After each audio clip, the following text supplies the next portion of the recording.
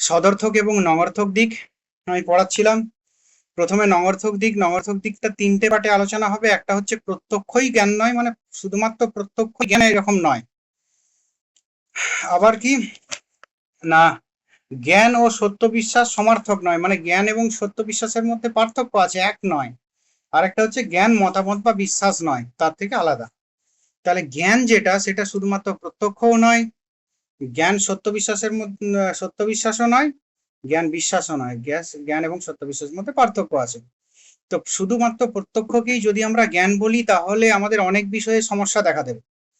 যেমন হচ্ছে কি, ভাবি প্রত্যক্ষে ভ্রান্তি। আমাদের অনেক এরকম হবে যে প্রত্যক্ষ হবে, কিন্তু প্রত্যক্ষে ভ্রান্তি সৃষ্টি হবে। আমাদের প্রত্যক্ষটা হওয়া উচিত কেমন না, হওয়া উচিত জ্ঞানের সত্তা স্বরূপ, মানে বস্তুটা যেরকম আছে জগতে সেরকম বস্তুটাকে সেইভাবে জানার যে জ্ঞান, সেটাকে বলা হচ্ছে যথার্থ জ্ঞান। আমাদের এই যথার্থভাবে হওয়া উচিত, কিন্তু আমাদের সব প্রত্যক্ষ এইভাবে যথার্থভাবে হয় না। যেমন আমি বলেছিলাম কি না, দুটো রেল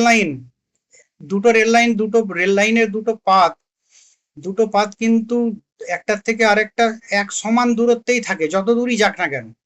কিন্তু সমানভাবে যদি আমরা তাকাই, সমানভাবে দুটো পাত, যে রেল লাইনে সমানভাবে দুটো পাত অনেক দূর পর্যন্ত গেছে, সেখানে যদি আমরা তাকাই, আমরা দেখি কি অনেকটা দূর গিয়ে মিশে গেছে। বা জলের মধ্যে আমরা যে কাঠি, নিমজ্জিত অবস্থায় যে লাঠি দেখি, এমনিতে সেই কাঠি বা লাঠি কি সোজা, কিন্তু জলের মধ্যে ডোবালে সেটা একটু বেঁকা দেখায়। তাহলে এগুলো সবই তো প্রত্যক্ষ। তাহলে প্রত্যক্ষই যদি জ্ঞান হয়, তাহলে এই সকল ক্ষেত্রে আমরা তো এগুলো যথার্থ জ্ঞান বলতে পারি না, সঠিক জ্ঞান বলতে পারি না, তাই তো? তো আরেকটা কি, প্রত্যক্ষ অনুভবে স্ববিরোধিতা দোষ ঘটে। সেটা কি না, একই স্ববিরোধিতা মানে কি, যদি কোনো বস্তু একই সঙ্গে আমার কাছে সদর্থক এবং নঙর্থক উভয় রূপে উপস্থিত হয়, তখন সেই বস্তু স্ববিরোধী পরস্পর, সেটা বলি, তাই তো? কন্ট্রাডিক্টরি আমরা বলি, তাই তো? লজিকের ক্ষেত্রে যে যে একই সঙ্গে সদর্থক এবং নঙর্থক দুই দৃষ্টান্ত।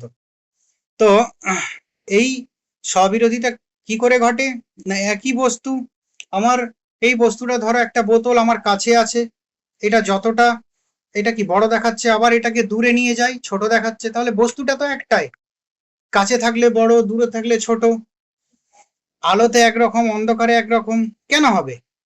তার জন্য বলা হচ্ছে প্রত্যক্ষই জ্ঞান নয়, তাই তো? আরেকটা কি, শিক্ষাদানেও অসম্ভবতা। প্রত্যক্ষই যদি জ্ঞান হয়, তাহলে আমাদের আলাপ আলোচনা, বিচার, যুক্তি, তর্ক, মতামত বিনিময় সবকিছু অসম্ভব হয়ে পড়বে। কেন? শিক্ষাদান।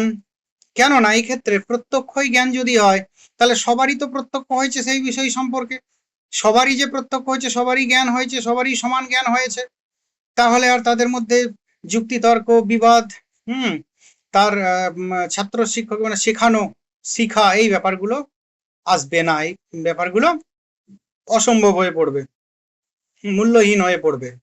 আরেকটা কি, 4 নাম্বার হচ্ছে প্রত্যক্ষকেই যদি জ্ঞান বলি, তাহলে প্রোটাগোরাসের একটা মত, যেটা প্রোটাগোরাসের মতে কি, যে মানুষই হচ্ছে সকল কিছুর পরিমাপক, মানুষই সকল কিছুর পরিমাপক।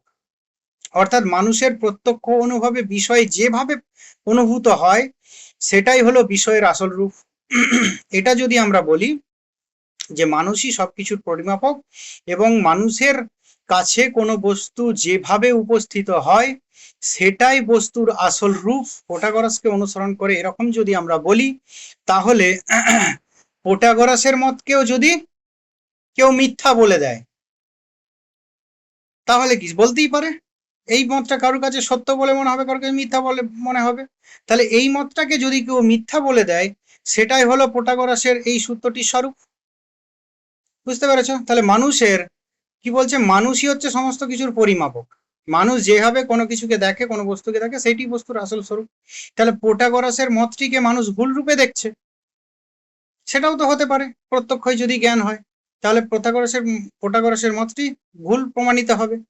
তো যাই হোক, তাহলে প্রোটাগরাসের মতটি তাহলে কিছু মানুষের কাছে ঠিক, আবার কিছু মানুষ ভুল বলে, যারা প্রত্যক্ষ করছেন তারা ভুল।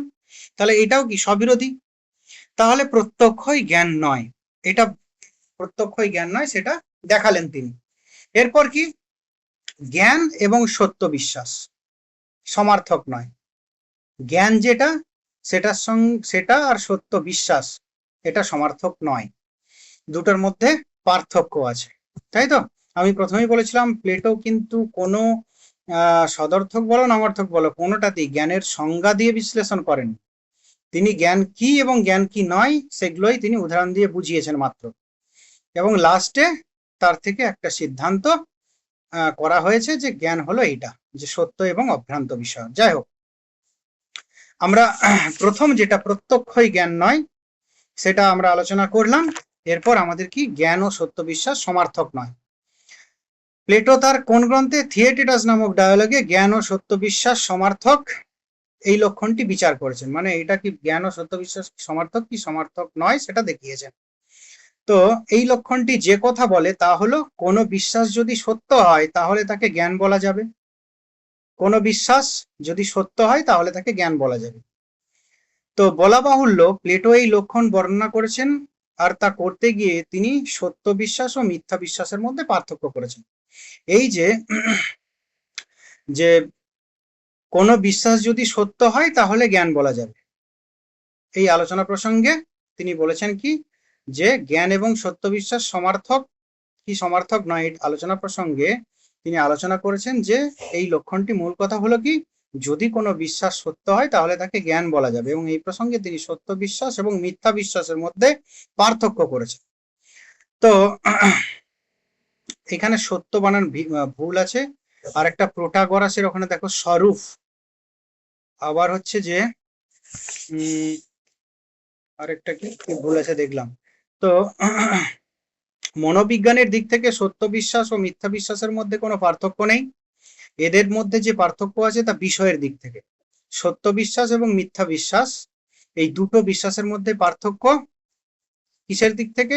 মনোবৈজ্ঞানিক দিক থেকে, সাইকোলজিক্যাল দিক থেকে এদের মধ্যে কোনো পার্থক্য নেই, দুটোই বিশ্বাস। কিন্তু এটা বিষয়ের দিক থেকে, যে বিষয় নিয়ে এই বিশ্বাসগুলো গড়ে ওঠে সেই দিক দিয়ে পার্থক্য আছে। তো এই বিষয়ের দিক থেকে কি, একটি অন্যর ক্ষেত্রে একটির ক্ষেত্রে বিষয়টি যা, অন্যটির ক্ষেত্রে তা বিপরীত। এটা বা নয়, যা হবে, একটির ক্ষেত্রে বিষয়টি যা, অন্যটির ক্ষেত্রে তা বিপরীত। তো যাই হোক, সত্য বিশ্বাস এবং মিথ্যা বিশ্বাসের ব্যাখ্যা প্রসঙ্গে স্মৃতির কথা তিনি ব্যাখ্যা করেছেন, যে স্মৃতি কেমন, স্মৃতি হলো মনোফলকের মতো, এই ফলকের উপর, এটা মনোলয় মোহর ফলক, এটাও ভুল আছে, মোহর ফলকের মতো। তো যাই হোক,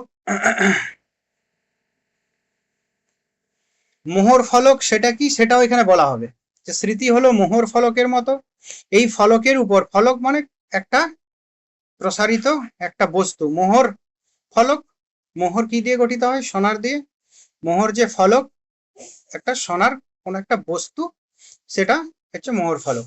তো মোহর ফলক যেটা কি স্বচ্ছ একটা সোনার স্বর্ণ নির্মিত কোনো বস্তু। তো স্মৃতি হলো মোহর ফলকের মতো, এই ফলকের উপর মোহরওয়ালা আংটি দিয়ে বিভিন্ন ছাপ দেওয়া হয়, তাহলে সেগুলির মধ্যে স্পষ্টতার মাত্রাভেদ থাকে। যে মোহর, যে ফলক বিভিন্ন মোহরওয়ালা আংটি দিয়ে ছাপ দেওয়া হলো, ধরো আমি ওটা বাদ দিয়ে দিলাম, স্মৃতির মোহর ফলক ওইসব বাদ দিয়ে দিলাম, ধরো স্মৃতির উদাহরণ দিয়েছে, সেটাকে আমি একটা, ধরো একটা সাবানের সঙ্গে যদি তুলনা করি, একটা সাবানের মধ্যে আমি একই ধরনের, ধরো একটা আংটি নিলাম, একটা ছাপ দিলাম, দেখবে ছাপ দেওয়া যায়, কিন্তু প্রত্যেকটা ছাপের মধ্যে পার্থক্য আছে তো, থাকে তো, থাকে। যে কোনো বিষয়ে কোনো একটি বস্তু নিয়ে তুমি ছাপ কাটলে প্রত্যেকটি ছাপের মধ্যে পার্থক্য থাকে তো, পার্থক্য থাকে। তো সেরকমটাই ভাবো, একই ব্যাপার। তাহলে সে যদি ছাপ দেওয়া হয় তাহলে সেগুলির মধ্যে স্পষ্টতার মাত্রাভেদ থাকে, কোনোটি বেশি স্পষ্ট, কোনোটা কম স্পষ্ট, কোনোটা একটু বেশি অস্পষ্ট, কম অস্পষ্ট, এরকম আমরা দেখতে পাই। তো যাই হোক, সময়ের বিচারে কোনো স্মৃতি অস্পষ্ট থেকে তোমার অস্পষ্ট তর হয়, যে একটু অস্পষ্ট ছিল, আরো কিছুদিন গেল ওটার কোনো চর্চা নেই, আরো অস্পষ্ট হলো।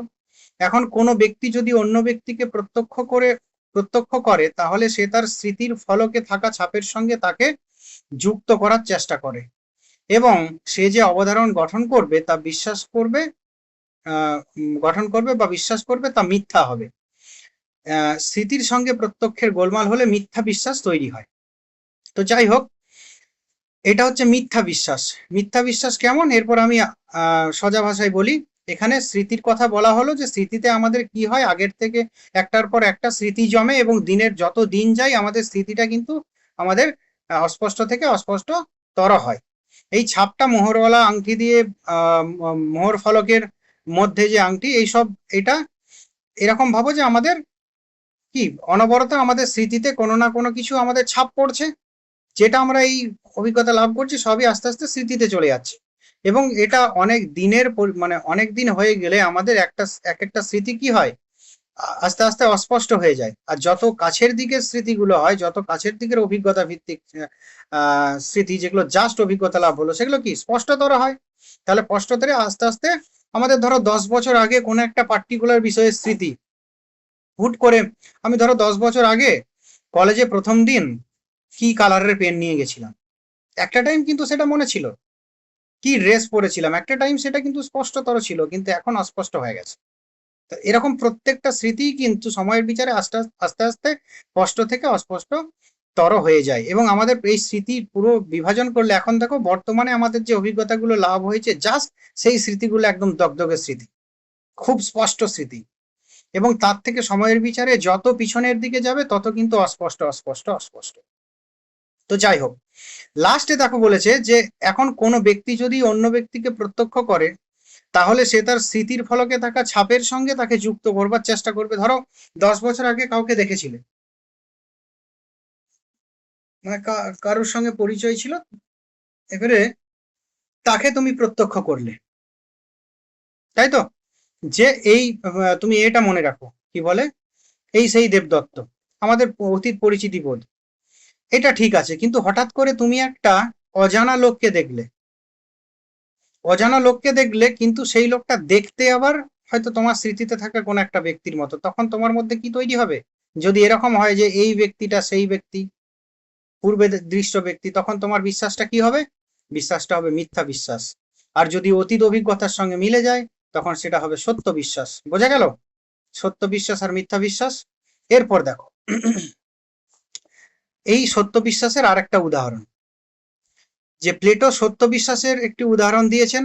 ধরা যাক কোনো মামলায় জুরিরা তাদের সুদক্ষ ওকালতির ক্ষমতা দ্বারা রায় দিল বা বিশ্বাস করলো যে সক্রেটিস অপরাধী। তাদের এই বিশ্বাস সত্য হতে পারে, তথাপি জুরি বর্গের সত্য বিশ্বাসকে জ্ঞান বলা যায় না। বলা যেত যদি তারা বাস্তবিকই সক্রেটিসকে অপরাধ করতে দেখত। তো যাই হোক, একটা মামলা চলছে, এখানে মামলার জুরিরা কি করছে না, সুদক্ষ ওকালতির দক্ষতার দ্বারা রায় দিচ্ছে কি বা বিশ্বাস করছে কি না সক্রেটিস অপরাধী। কোর্টে কি হয়, জাজ থাকে এবং উকিল থাকে এবং কিছু দৃষ্টান্ত, কিছু কি বলবো তথ্য, কিছু সাপেক্ষে যুক্তির ভিত্তিতে আমাদের কি হয়, মানে কোর্টের ক্ষেত্রে কি হয়, তারা কোনো একটা বিষয়কে ওখানে প্রমাণ করার চেষ্টা করে। এরপর তারা যে ওখানে বিষয়টা প্রমাণ করার চেষ্টা করছে ওখানে, তাই তো, তো তাদের মানে তারা যেটা বলছে উকিলরা, তো উকিলদের বলা কথাটা কি সম্পূর্ণ তথ্য নির্ভর, যা পেয়েছে ওরা ঘটনা বিশ্লেষণ করে সেটাই। এবং সেখানে জুরি মানে আমাদের কি বলে জাজ, কি জাজ কিন্তু ঠুটো জগন্নাথ, মানে জাজের এখানে কোনো ভূমিকা সেরকম নেই। জাজ উভয় পক্ষের কথা শুনবে এবং কথা শুনে তার যে অভিজ্ঞতা তার মাধ্যমে একটি রায় দেবে। তাহলে এখানে কি হলো, এখানে সেই জাজের যে বিশ্বাস সেটা সত্য বিশ্বাস। হ্যাঁ, উকিলরা এই কথা বলেছে, দুজনেই এই কথা বলেছে, তাহলে এই যে আসামি সে নিশ্চয়ই এরকম করেছে, সে মানে বিশ্বাস করলো যে তার এই বিশ্বাসটা কি সত্য বিশ্বাস হতে পারে। তথাপি জুরি বর্গের সত্য বিশ্বাসকে জ্ঞান বলা যায় না। কেন জ্ঞান বলা যায় না? হ্যাঁ, কেন জ্ঞান বলা যায় না? না, বলা যেত যদি তারা বাস্তবিকই সক্রেটিসকে অপরাধ করতে দেখতো। তারা তো বাস্তবিকই সক্রেটিসকে অপরাধ করতে দেখেনি, তারা কিছু তথ্যের ভিত্তিতে ওখানে কোর্টে প্রমাণ করেছে মাত্র। বোঝা গেছে? তো এর থেকে বোঝা যায় যে জ্ঞান ও সত্য বিশ্বাস সমার্থক নয়। জ্ঞান অন্য জিনিস, যদি বাস্তবিকই তাকে অপরাধ করতে দেখতো তাহলে সেটা জ্ঞান হতো। আর সে বাস্তবিক অপরাধ করতে দেখেনি, শুধুমাত্র কিছু তথ্যের ভিত্তিতে উপস্থাপিত যে সত্য সেটাই জেনেছে, সেটা হচ্ছে সত্য বিশ্বাস, যেটা শুধুমাত্র উপস্থাপিত হয়েছে। তো যাই হোক, তাহলে এর থেকে বোঝা গেল কি, যে তাহলে আমরা দেখলাম মিথ্যা জ্ঞান হতে পারে না, কারণ বিশ্বাস হিসেবেই তা গ্রহণযোগ্য নয়। আর সত্য বিশ্বাস যে জ্ঞান নয়, সেটাও প্লেটোর উপরের যে উদাহরণ সেটার দ্বারা বোঝা যাচ্ছে। অতএব সিদ্ধান্ত করা যায় জ্ঞান ও সত্য বিশ্বাস সমার্থক, প্লেটোর কাছে অবধারণ ভ্রান্তি। তাহলে প্রথম কথা হলো যে প্রত্যক্ষই যে শুধুমাত্র জ্ঞান সেটা নয়, কেননা ভাবী প্রত্যক্ষে ভ্রান্তি হয়, প্রত্যক্ষ হবে স্ববিরোধিতা দোষ ঘটে। আবার কি শিক্ষাদানে অসম্ভবতা, শিক্ষাদান অসম্ভব হয়ে পড়ে, প্রোটাগোরাসের মতও স্ববিরোধী হয়ে পড়ে। আর কি জ্ঞান ও সত্য বিশ্বাস সমার্থক নয়, জ্ঞান অন্য জিনিস, সত্য বিশ্বাস অন্য জিনিস। জ্ঞান মানে তুমি ডাইরেক্টলি যেটা মানে দেখবে, তোমার ইন্দ্রিয় এবং সামনে বিষয় এবং সন্নিকর্ষ, এই কথাটি মনে রেখো। এরকম যদি হয়, কোনো একটা বস্তু তোমার সামনে আছে, তুমি ডাইরেক্টলি জ্ঞান লাভ করছো, সেটা জ্ঞান। কিন্তু সত্য বিশ্বাস কি না, ডাইরেক্টলি নয়, কোনো ভায়া হয়ে তোমার কাছে জ্ঞানটা আসছে, তাই তো? তুমি বিশ্বাস করছো। এখানে আরেকটা উদাহরণ আছে পরে, ওই লারিসার একটা উদাহরণ আছে, তো সেটাতে আরো পরিষ্কার হবে। তো যাই হোক, তৃতীয় নাম্বার, জ্ঞান মতামত বা বিশ্বাস নয়। জ্ঞান সত্য বিশ্বাস সমার্থক নয়, সেটা দেখলাম, এক নয়। এরপর জ্ঞান মতামত বা বিশ্বাস নয়, একেবারে তার থেকে অন্য কিছু, সেটাও বোঝানো হচ্ছে। যাই হোক, প্লেটো থিয়েটেটাস গ্রন্থে জ্ঞান মতামত বা বিশ্বাস নয় এই মতটাকেও ব্যাখ্যা করেছেন। সক্রেটিসকে অনুসরণ করে প্লেটো জ্ঞানের দুটি লক্ষণ দেন। একটা হতে হবে, ওই যে বলেছিলাম যে এই কথাটা আমি আগে প্রথম প্যারাতেই ছিল কিন্তু বলিনি, কেননা এটা অন্য প্রসঙ্গে আছে পরে। তো সক্রেটিসকে অনুসরণ করে প্লেটো কি বলেছিলেন, জ্ঞানের দুটো বৈশিষ্ট্যের কথা বলেছিলেন, যে দুটো লক্ষণ, একটা হচ্ছে কি জ্ঞানকে হতে হবে অভ্রান্ত, আর একটা সৎ বিষয়ক, মানে জ্ঞান অবশ্যই সত্য হবে, আরেকটা কি অবশ্যই অভ্রান্ত হবে, অবশ্যই সৎ বিষয়ক হবে, অবশ্যই অভ্রান্ত হবে, ভ্রান্ত ধারণা জ্ঞান হতে পারে না। তো এই দুটি বৈশিষ্ট্য না থাকলে কোনো মানসিক অবস্থাকে জ্ঞান বলা যায়। যথার্থ জ্ঞানের বিষয় হবে কি অবিনশ্বর ও নিত্য, স্থায়ী কোনো বিশেষ বস্তু বা ব্যক্তি নয়। বিশেষ বস্তু বা ব্যক্তি সম্পর্কে আমাদের যে মনোভাব তা মতামত বা বিশ্বাস। জাতি সামান্য বা আকারই নিত্য সত্তা, এই জাতি আকার বা ধারণা সম্পর্কে আমাদের যে মনোভাব তাই হলো জ্ঞান। বিশেষ বিশেষ বস্তু বা ব্যক্তি সম্পর্কে আমাদের মনোভাব সেটা জ্ঞান নয়। তো জ্ঞান পিপাসু দার্শনিক কি করবেন, এই নিত্য সত্তা বা আকারকে জানতে চাইবেন। আদর্শ সাধারণ মানুষ, অদার্শনিক সাধারণ মানুষ, তারা কি বিশেষ বস্তু বা ব্যক্তি সম্পর্কে তাদের মতামত বা বিশ্বাস প্রদর্শন করেন। যাই হোক, তাহলে যথার্থ জ্ঞান কি হবে, অভ্রান্ত হবে, সৎ বিষয়ক হবে। প্লেটোর মতে কি না, জ্ঞান সবসময় কি আকার বা সামান্য বিষয়ক। আর তোমার বিশ্বাসের বিষয়বস্তু কি না, এই বিশেষ বিশেষ বস্তু বিষয়ক। জ্ঞান পিপাসু প্রকৃত দার্শনিক ব্যক্তি কি করবেন, এই আকার বা সামান্যকে জানতে চাইবেন। সাধারণ মানুষ কি করবে, বিশেষ বিশেষ ব্যক্তি বা বস্তু বা পদার্থকে জানার চেষ্টা করবেন। তো এই যে তোমার আকার বা এই বিশেষ বিশেষ বস্তু, আকারের জগৎ, বস্তু জগৎ, এগুলো নিয়ে আরো প্লেটোর ধারণা তত্ত্বে আরো ব্যাখ্যা করব। তো যাই হোক, জ্ঞান মতামত বা বিশ্বাস নয়, কিন্তু প্লেটো মতামত বা বিশ্বাস এবং জ্ঞানের মধ্যে পার্থক্য নিরূপণ করে বিষয়টি আরো পরিষ্কার করেছেন। একটা কি মতামত বা বিশ্বাস এবং জ্ঞানের মধ্যে পার্থক্য নিরূপণ করেছেন, এই বলেছেন যে জ্ঞান মতামত বা বিশ্বাস নয়, নিরূপণ করে বিষয়টি পরিষ্কার করেছেন যে জ্ঞান মতামত বা বিশ্বাস নয়। তো এই পার্থক্য দুই দিক দিয়ে করেছেন, একটা হচ্ছে মানসিক অবস্থা রূপে, একটা বিষয়বস্তুর দিক দিয়ে। মানসিক অবস্থা রূপে জ্ঞান এবং মতামত বা বিশ্বাসের মধ্যে পার্থক্য কি? এক নাম্বার, জ্ঞান সদা অভ্রান্ত, কিন্তু মতামত বা বিশ্বাস ভ্রান্ত হতে পারে বা ভ্রান্তি হতে পারে বিশ্বাস। জ্ঞান যুক্তি বিচারমূলক, মতামত যুক্তি বিচারের দ্বারা লাভ হয় না, হয় প্ররোচনামূলক, প্রেরণামূলক, বাকচাতুর্যমূলক ইত্যাদি। জ্ঞান হচ্ছে একটা স্থায়ী মানসিক অবস্থা, মতামত বা বিশ্বাস একটা বিশেষ প্রবণতা। জ্ঞানের ক্ষেত্রে আমরা জ্ঞান জানি যে জ্ঞানটা কেন সত্য, কিন্তু বিশ্বাসের ক্ষেত্রে আমরা জানি না যে বিশ্বাসটি কেন সত্য। যাই হোক, মানসিক অবস্থা দিক দিয়ে এই কটা জ্ঞান এবং বিশ্বাসের মধ্যে পার্থক্য। জ্ঞান অভ্রান্ত হবে, বিশ্বাস অভ্রান্ত হবে না, ভ্রান্ত হবে। জ্ঞান যুক্তি বিচারমূলক, কিন্তু বিশ্বাস পরচনামূলক, প্রেরণামূলক, বাকচাতুর্যমূলক। জ্ঞান হচ্ছে একটা স্থায়ী মানসিক অবস্থা, মতামত হচ্ছে একটা বিশেষ প্রবণতা। জ্ঞানের ক্ষেত্রে আমরা জানি জ্ঞানটা কেন সত্য, কিন্তু বিশ্বাসের ক্ষেত্রে আমরা জানি না বিশ্বাসটি কেন সত্য। এরপর বিষয়বস্তুর দিক দিয়ে জ্ঞান এবং বিশ্বাসের মধ্যে পার্থক্য। জ্ঞানের যেমন বিষয় থাকে, মতামত বা বিশ্বাসেরও তেমনি বিষয় থাকে, দুটোরই বিষয় থাকে, কিন্তু বিষয়ের মধ্যে পার্থক্য থাকে। জ্ঞানের বিষয় হলো এমন যা সত্য, অর্থাৎ যার সত্তা আছে। অর্থাৎ জ্ঞানের বিষয় হলো আকার বা সামান্যের জ্ঞান, এই প্রথমের দিকে বলছিলাম। আর মতামত বা বিশ্বাসের জ্ঞান হলো প্রতিবিম্ব, আকৃতি, কপি, যাকে সম্পূর্ণরূপে সত্যও বলা যাবে না, মিথ্যাও বলা যাবে না। আমরা জানি যে প্লেটোর মতে তোমার এই বিশেষ বিশেষ বস্তু বা পদার্থ কি ওই আকার বা সামান্য বা জাতির প্রতিরূপ মাত্র, কপি বলা হয়। তো যাই হোক, 2 নাম্বার কি, জ্ঞানের একটা নির্দিষ্ট বিষয় থাকে, তার জন্য জ্ঞান কখনো মিথ্যা হতে পারে না। মতামত বা বিশ্বাস মিথ্যাও হতে পারে, কারণ নির্দিষ্ট বিষয়ের থাকে না, পরিবর্তন হয়, আমরা আগেও দেখেছি। মতামতের বিষয়গুলো পরস্পর স্ববিরোধী বিষয়ে সমাবেশ হয়, কিন্তু জ্ঞানের বিষয়গুলো সর্বদা একই থাকে। আমরা এই প্লেটোর ধারণা তত্ত্বে দেখব যে আমাদের এই জগতের সকল বিষয় বা বস্তু অনবরত সদা পরিবর্তনশীল। এটা শাশ্বত নয়, এটা পরিবর্তনশীল, এটা চিরন্তন নয়, এটা কি পরিবর্তনীয়, অপরিবর্তনীয় নয়। হ্যাঁ, কিন্তু আকার বা ধারণার বিষয় এটা কিন্তু অপরিবর্তনীয়, শাশ্বত, চিরন্তন, তাই তো। তো যাই হোক, সেই আকার বা ধারণার জ্ঞান, সেটা আকার বা ধারণার জ্ঞান সেটা একমাত্র বুদ্ধি দিয়েই সম্ভব। আর এই যে বাস্তব জগতের বিশেষ বিশেষ বস্তুর জ্ঞান, সেটা কি দিয়ে, অভিজ্ঞতা।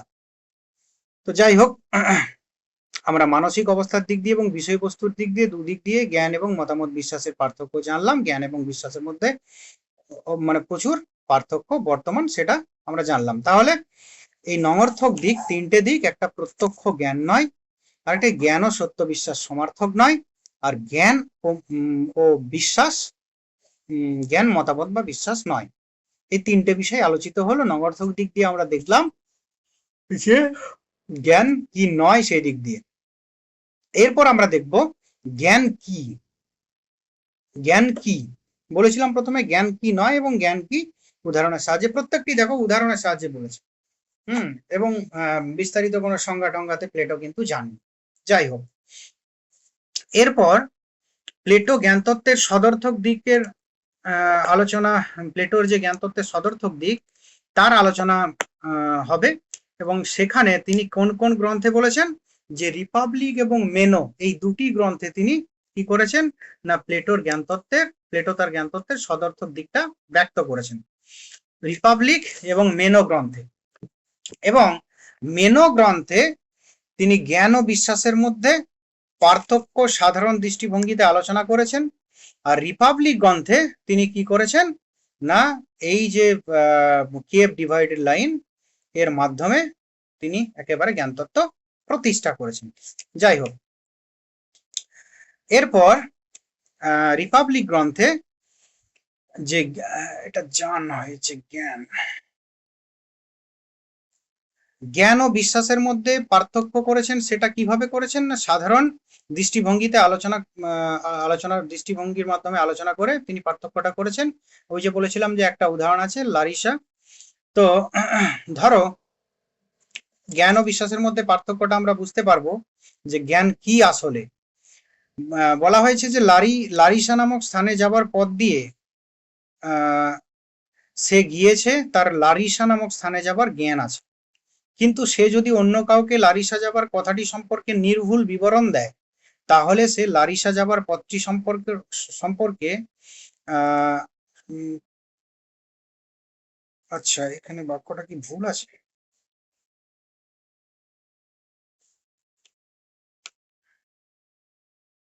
যাই হোক, এখানে আমি নিজের মতো করে বলে দিচ্ছি, এখানে বাক্যটা একটু ভুল আছে।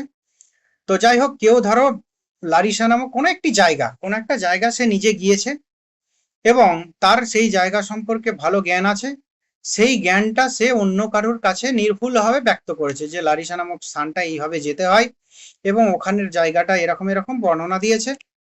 তো দ্বিতীয় যে ব্যক্তিকে বলেছে, ও বলল, সেই ব্যক্তি তো আর লারিসা কোনোদিনও যায়নি, কিন্তু এই প্রথম ব্যক্তির কাছে সে লারিসা যাওয়ার বিবরণটা শুনলো নির্ভুলভাবে। তাহলে তার কি দ্বিতীয় ব্যক্তিটার কি জ্ঞান আছে লারিসা? না। তার কি আছে? তার লারিসা নামক জায়গাটা যাওয়ার এবং ওই স্থানটা সম্পর্কে তার বিশ্বাস আছে।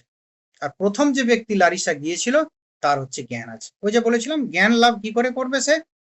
না, তাকে ডাইরেক্টলি সে যখন তার অভিজ্ঞতা লাভ করবে, তখন তার কি হবে? জ্ঞান হবে। আবার কি, যখন অন্য কারোর কাছে এই যে শুনছে, এটা কি হবে? এটা তার জ্ঞান হবে না, দ্বিতীয় ব্যক্তির তার মতামত বা বিশ্বাস হবে যে হ্যাঁ লারিসা এইভাবে যেতে হয়, এরকম এরকম ওখানে বিষয় আছে, বস্তু আছে, ঘর বাড়ি আছে, এটা হচ্ছে বিশ্বাস। তো যাই হোক, তো সাক্ষাৎ কার্যকারিতার দিক থেকে জ্ঞান এবং সত্য বিশ্বাস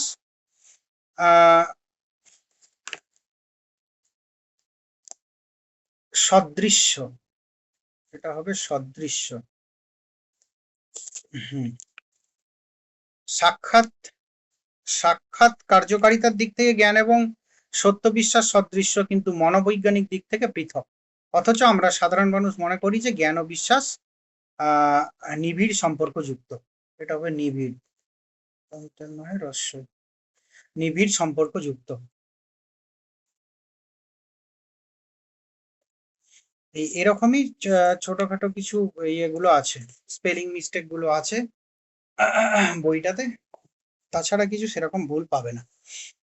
তো যাই হোক, জ্ঞান ও বিশ্বাসের মধ্যে পার্থক্য কি? তাহলে মনোবৈজ্ঞানিক দিক থেকে পার্থক্য, কিন্তু সাক্ষাৎ কার্যকারিতার দিক থেকে তাদের মধ্যে পার্থক্য নেই, দুজনেরই জ্ঞান আছে। তো এই জন্য তাহলে জ্ঞান এবং বিশ্বাসের মধ্যে পার্থক্য হলো এটাই। এরপর এটা হচ্ছে যে মেনোর লাস্টে এবং রিপাবলিকে কি আছে না, তিনটে, দ্য কেভ, ডিভাইডেড লাইন এবং শান, এই তিনটে তত্ত্বের মাধ্যমে তিনি জ্ঞান কি সেটা ব্যাখ্যা করেছেন।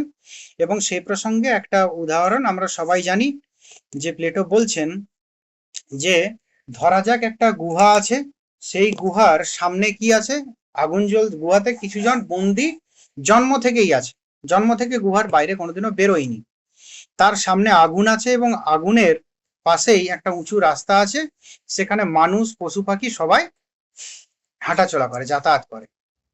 আর মানুষগুলোকে এমন ভাবে রাখা হয়েছে গুহার পিছন দিকে মুখ করে। দেখবে কোনো জায়গায় আগুন যদি জ্বলে, তার সাইড দিয়ে কেউ যদি যায়, অনেক দূর পর্যন্ত দেখবে ছাওয়াটা পড়ে। তো ঠিক একই ভাবে একটা কেভ, একটা গুহা, সামনে আগুন জ্বলছে, একদম ভেতর দিকে কিছু মানুষ আছে যে গুহার ভেতরের দিকে মুখ করে। তারা কোনোদিনও বাইরের জগৎ দেখেনি, তারা শুধু দেখেছে ছাপ, এই ছায়া। মানুষ, পশু পাখি যখন পেরিয়ে যায় তখন সামনের দেয়ালে ছায়াগুলো পড়ে, তখন সে কি দেখে? সেই ছায়াগুলোই দেখে। যেহেতু জন্ম থেকে এটাই দেখছে, সে ওটার সঙ্গে অভ্যস্ত হয়ে পড়েছে, ওটাই তার কাছে আসল জগৎ। কিন্তু যদি তাদেরকে কেউ তৎক্ষণাৎ সেই সময় বাইরে বের করে আনতে চায়, তারা আসতে চায় না। বের করে আনার সময় যখন সূর্যের আলোকে ডাইরেক্ট দেখে, সূর্যের আলো দেখে, তখন কি হয়? তখন তারা ভয় পায়, তখন তারা অভ্যস্ত নয়, ছোট থেকে অন্য ওটাই দেখেছে, ছায়াগুলো দেখে অভ্যস্ত, ওটাই তাদের কাছে জগৎ। কিন্তু প্লেটো বলছেন যদি তারা এই জগতে আস্তে আস্তে অভ্যস্ত হয়ে পড়ে, অভ্যস্ত হয়ে পড়লে তখন তারা প্রকৃত সত্যকে জানতে চায়, যে আসলে এই জগৎটাই হচ্ছে সত্য, আসলে আমরা যেখানে ছিলাম সেটা হচ্ছে সত্য নয়। বলছে জ্ঞান হচ্ছে এরকম, যে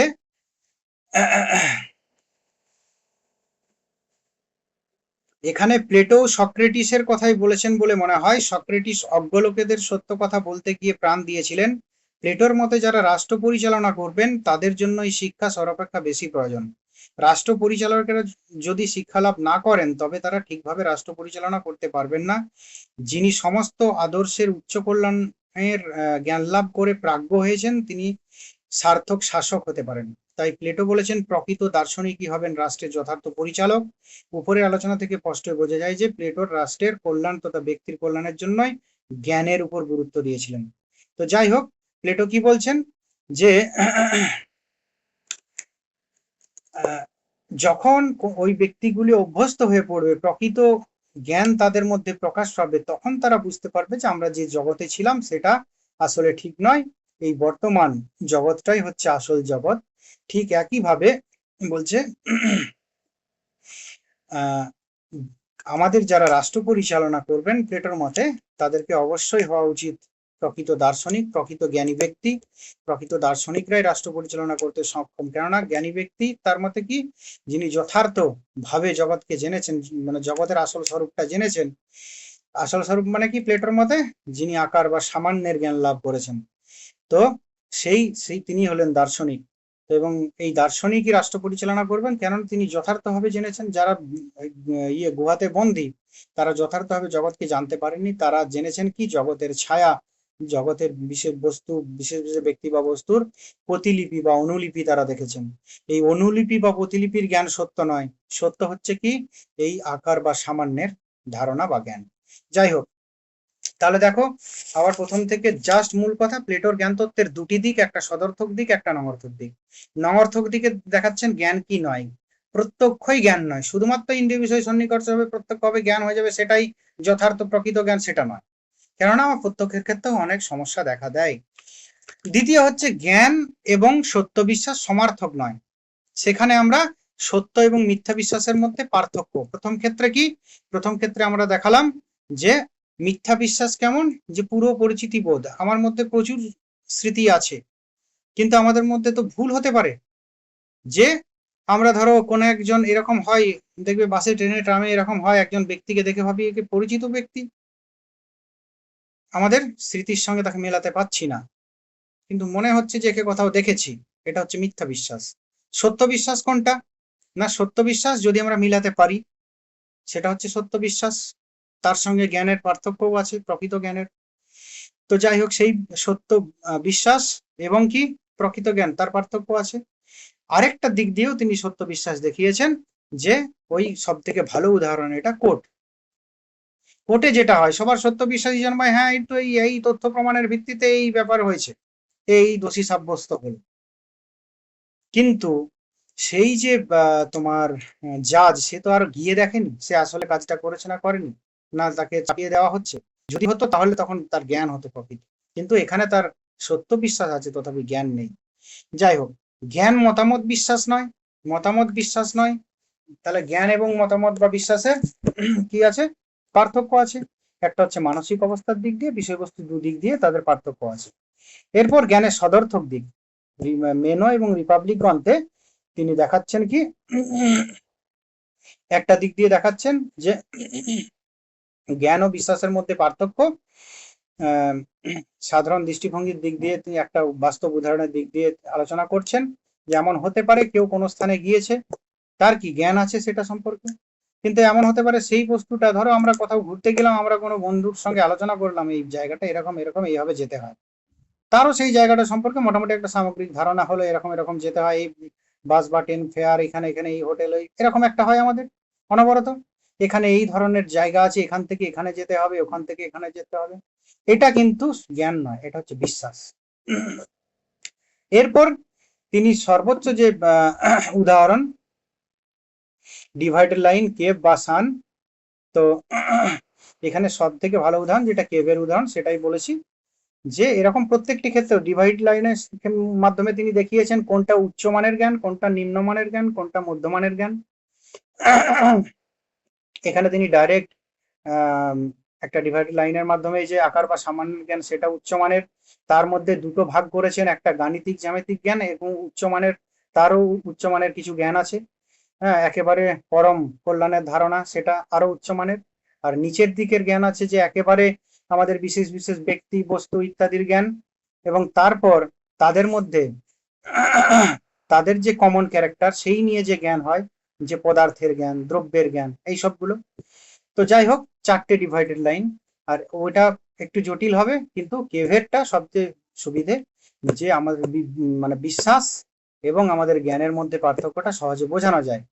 তো যাই হোক, কিছু বন্দি মানুষ, তারা দেয়ালের দিকে মুখ করে জন্ম থেকে আছে, ওইভাবেই অভ্যস্ত। তো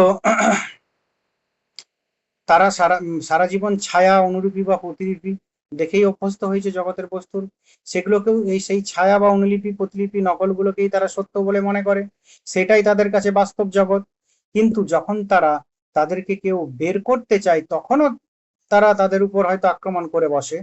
তাদেরকে যখন ভুল ভাঙাতে চায়, সে ভুলটাও তারা প্রথম প্রথম ভাঙতে চায় না। যারা ভুল ভাঙাতে যায় তাদের উপর অত্যাচার করে বসে।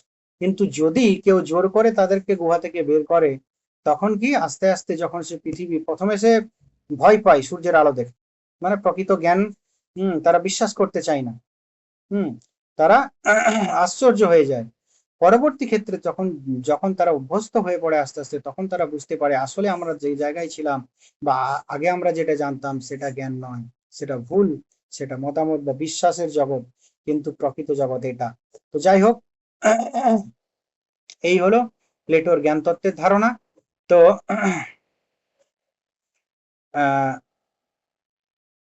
এরপর হচ্ছে প্লেটোর ধারণা তত্ত্ব বা আকার তত্ত্ব। তো যাই হোক, এরপর দেখো ধারণা বা আকার তত্ত্বে যেটা আমরা অনেকগুলো কথাই আমরা বলে দিয়েছি, যেখানে ধারণা বা আকার তত্ত্বে বলা হবে, আবার ওগুলো রিপিট করা হবে, আরো এক্সট্রা কিছু বলা হবে। প্লেটোর প্রথম যে জ্ঞান তত্ত্ব এবং ধারণা বা আকার তত্ত্ব, ছোট একটা সিলেবাস, গ্রাজুয়েশনের মাস্টার্সে প্লেটোর অনেক কিছু পড়তে হয়েছে, সবাই কি তোমরা জানো।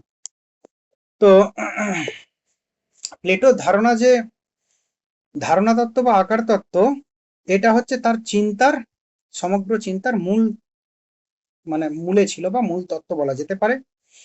তো তবে ধারণা বলতে তিনি কখনোই কোনো বিশেষ বস্তুর ধারণাকে স্বীকার করেননি। তিনি কি করেছেন, অনেকের মধ্যে সাধারণভাবে যা বর্তমান থাকে তাকেই ধারণা বা আকার বলেছেন। আধুনিক পরিভাষায় যাকে সামান্য বলা হয়। অনেকের মধ্যে সাধারণভাবে যা বর্তমান থাকে তাকেই কি বলেছেন না, ধারণা বা আকার বলেছেন। ধারণা বলতে তিনি কখনোই কোনো বিশেষ বস্তুর ধারণাকে স্বীকার করেন। বিশেষ বস্তু মানে, ধরো আমার বিড়ালের ধারণা আছে, মানে কি এই বিশেষ বিড়াল বস্তুটির ধারণা, এরকম নয়। সকল বিড়াল আমরা যে বলছি, আমরা পরে দেখাবো যে সেই শব্দটিকে বিশ্লেষণ করার মাধ্যমে, বিশ্লেষণ করতে করতে দুটো দিক দিয়ে, একটা জ্ঞানতাত্ত্বিক, একটা আদিবিদ্যক, দুটো দিক দিয়ে তিনি ধারণা তত্ত্বটিকে ব্যাখ্যা করছেন, সেটা আমরা বলবো। যে আসলে এই সকল বিড়ালের মধ্যে যেটা সাধারণভাবে বর্তমান, সেটা হচ্ছে বিড়াল নামক ধারণা। সকল গরুর মধ্যে যেটা সাধারণভাবে বর্তমান, সেটা গরুর ধারণা। সকল মানুষের মধ্যে যেটা সাধারণভাবে বর্তমান, সেটা মানুষের ধারণা। এটা হচ্ছে প্লেটোর মতবাদের মূল কথা। আরেকটা কথা কি না, এই যে ধারণা বা আকার, সেটা এই জগতে থাকে না। এই জগতে থাকে এই বিশেষ বিড়াল, বিশেষ গরু, বিশেষ ঘোড়া, বিশেষ মানুষ, বিশেষ বিশেষ মানুষ। আর এই আকার বা ধারণা থাকে সেটা কোন জগতে, সেটা ধারণার জগতে। এই ধারণার বা সামান্য, এটাই হচ্ছে জ্ঞানের বিষয়। আর এই যে বিশেষ বিশেষ বস্তু, ব্যক্তি, পদার্থ, এটা হচ্ছে বিশ্বাসের বিষয় বা মতামতের বিষয়। বোঝা গেছে? এটা ওই যে ধারণা, সেটা হচ্ছে বুদ্ধিলব্ধ, আর এই যে বিশেষ বিশেষ বস্তু, মতামত, বিশ্বাস, এটা কি, এটা অভিজ্ঞতা লব্ধ। বোঝা গেছে নিশ্চয়ই কি বলতে চাইলাম? এরপর এগোচ্ছি।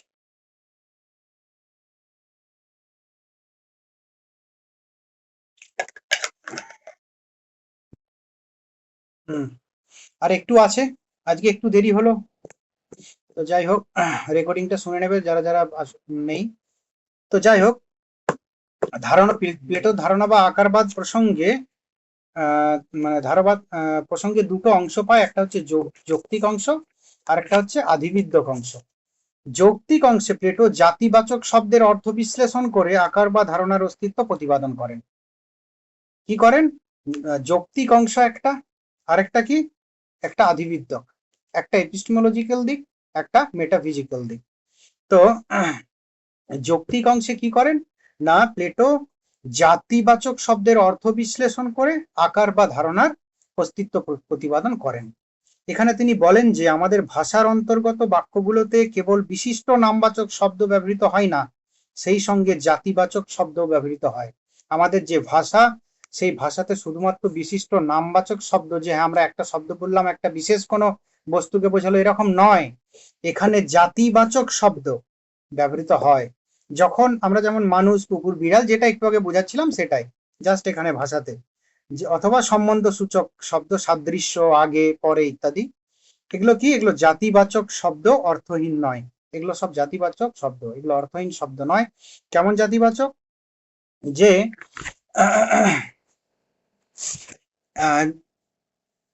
এই যে মানুষ, গরু, ছাগল বা সম্বন্ধ সূচক তোমার সাদৃশ্য, আগে ইত্যাদি, এগুলো এগুলো কি, এই শব্দগুলো নির্দেশিত বিষয়ই হলো ধারণা বা আকার।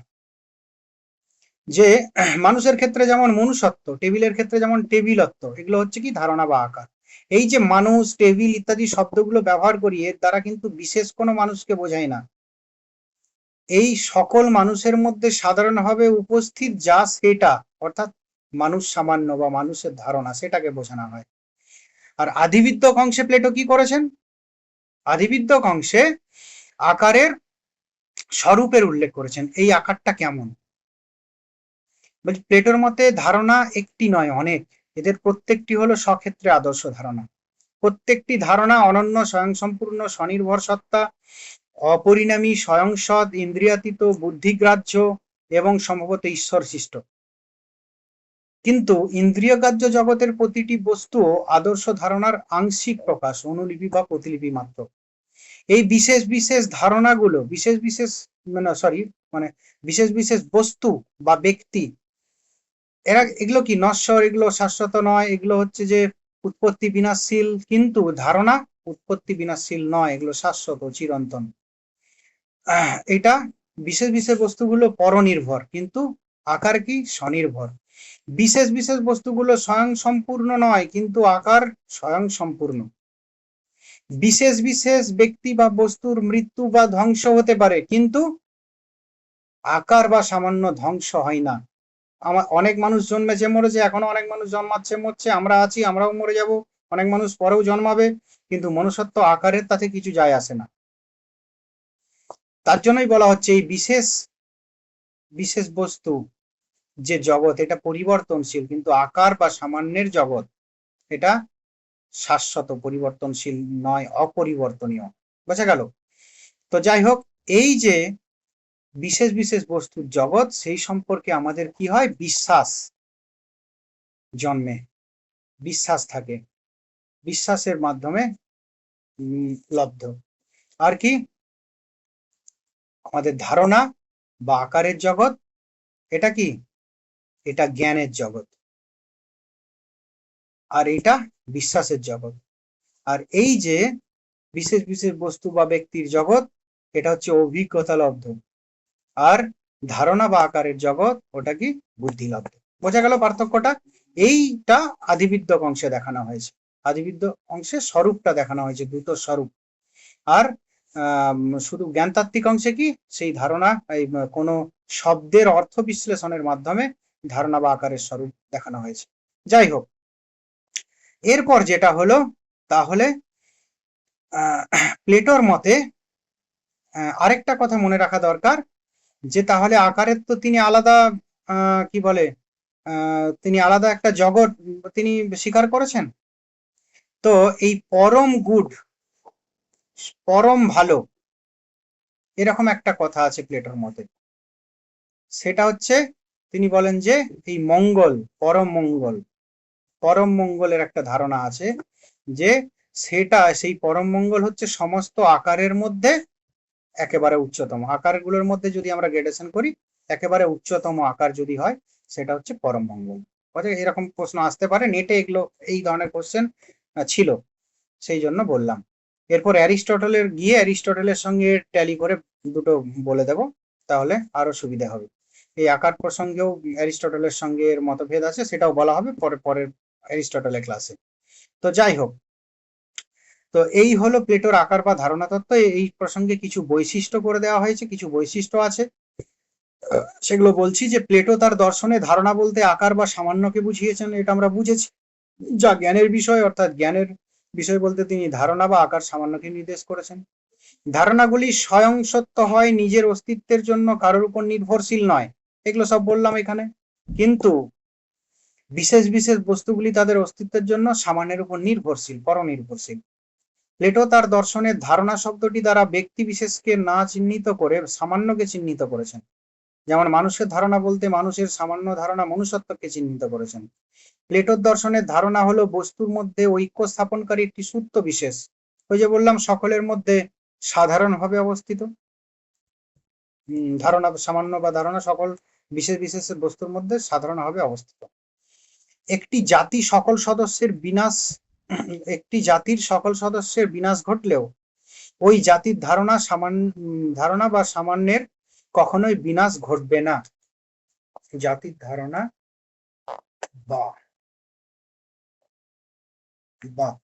জাতির ধারণা বা সামান্যের কখনোই বিনাশ ঘটবে না, কেননা তা অনাদি, অবিনশ্বর, নিত্য, অপরিণামী, শাশ্বত। ওই যে বললাম যে আমাদের অনেক মানুষ জন্মেছে, অনেক মানুষ মরেছে, অনেক মানুষ আবার জন্মাবে, তাতে জাতি বা সামান্যের মনুষ্যত্বের কিছু যায় আসে না।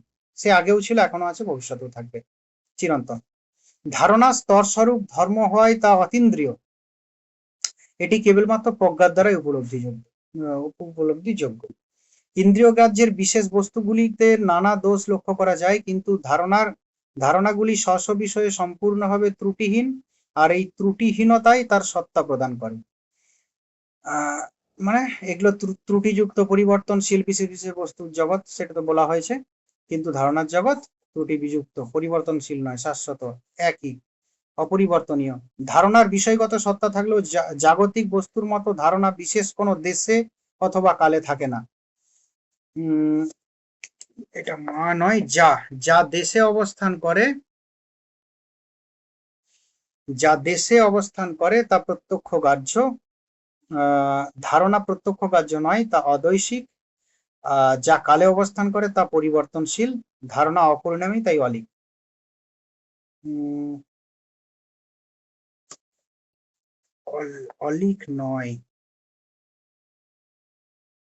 অলিক নয় হবে এটা, অলিক নয়, যাই হোক। তো তাহলে কি বিষয়, ধারণার বিষয়গত সত্তা থাকলেও জাগতিক বস্তুর মতো ধারণা বিশেষ কোনো দেশে বা স্থানে থাকে না, তাই তো? দেশে বা কালে থাকে না, নির্দিষ্ট স্পেস টাইমে থাকে না, কেননা মনুষ্যত্বকে আমরা দেখাতে পারবো না যে এই স্থানে মনুষ্যত্ব আছে, কিন্তু বিশেষ দেশে বা কালে থাকে কোথায়, কে না বিশেষ বিশেষ বস্তু, বিশেষ বিশেষ ব্যক্তি। যাই হোক, এই হলো প্লেটোর দুটি তত্ত্ব, একটা জ্ঞান তত্ত্ব, একটা ধারণা বা আকার তত্ত্ব। যাই হোক, এখানে প্লেটোর প্রশ্ন দেওয়া আছে প্রায় 40টার মতো। তো এই কোশ্চেন গুলো তোমরা করে নেবে। আর অ্যারিস্টটলেরটা আগামী কবে, শনিবার, পরশুদিন আমি অ্যারিস্টটল পড়াবো। অ্যারিস্টটলের সমতে দুটো হলে আমি দুটোর কোশ্চেন একসাথে আলোচনা করে দেবো, যেহেতু আজকে রাতও হয়ে গেছে অনেক, আর অনেকে তোমরা স্বাভাবিক, অনেকে নেই, তো এই জন্য তাহলে আজকে এই পর্যন্তই থাকলো, শুধু প্লেটো।